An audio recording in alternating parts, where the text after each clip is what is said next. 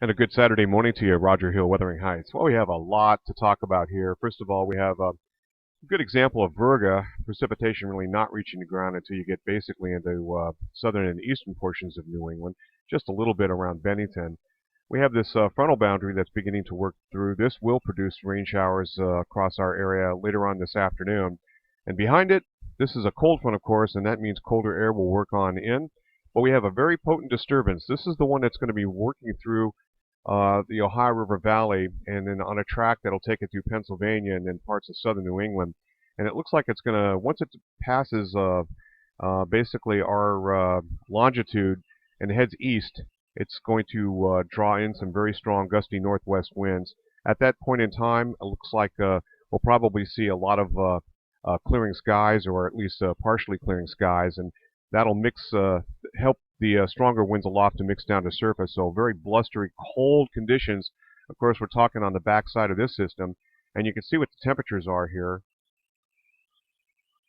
Not too far up the north here, we're talking temperatures basically in the 20s, and working in, once this moves on through and on the backside, we're going to see some very blustery conditions with temperatures basically staying in the mid and upper 20s across a wide area. And wind gusts look like they're going to be marginally strong for potential scattered tree limb damage. Best chance for that, the highest terrain above, say, 1,500 feet elevation, and potentially some downsloping. And the usual areas, generally the southern and perhaps into the central Green Mountains and points east. This is the target area for tomorrow. But it does look like this will be relatively low impact, with the worst of these winds actually being a little bit further to our south. So running the HRRR model here, you can see this potent disturbance, and this little band of rain showers works on through this afternoon, then it's into the early evening hours. This is our little potent area of low pressure. You can see how it's wrapping around. It's very strong but compact, and it's going to be taking a track, it looks like, through Pennsylvania and then off the coast.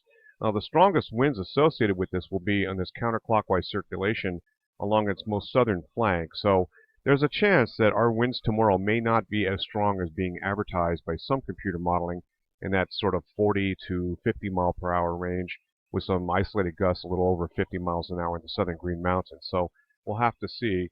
Looking at wind gusts here, so these are our strongest winds. You can see this area, the lighter yellows, and that's up around 40 miles an hour or higher, 40 to 50 miles per hour. There's a pretty good shot of wind here.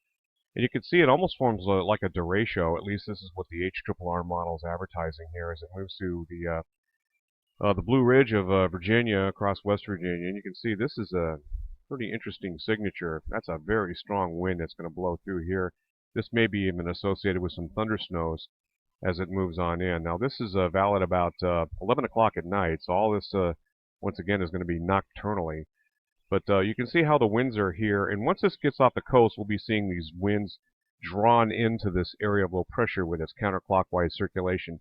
But I think the worst areas are definitely going to be across the Middle Atlantic, Northeast states, into southern parts of New England, as versus up into northern New England, where we're just going to get the last of it as the deepening area of low pressure then tightens the pressure gradient. We get that sort of departing area of low pressure post-frontal action during the day on Sunday.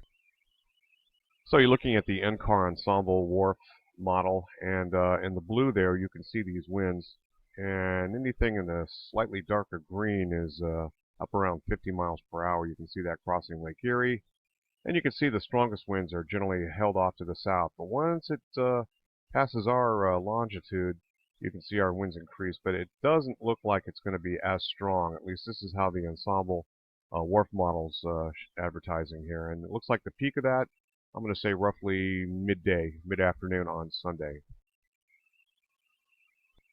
And it looks like the NAM model is about the same here. Nothing of any great shakes here as we get into the strongest winds right there, and then they exit as we get into the early to mid-evening hours on Sunday. So there you go.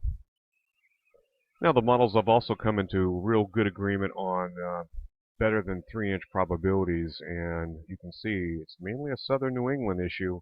Looks like Connecticut, Rhode Island, parts of Massachusetts have the best chance of seeing that, and you're seeing just a little bit of an uptick here in parts of southern Vermont. This is probability for 3 inches or more of snow. I'm thinking probably 1 to 2 across our southern Vermont counties, and that's going to be about it. Maybe a dusting up to about the Barre Montpelier area, and not much further north. That's it from here for Sunday's event. Roger Hill, Wuthering Heights.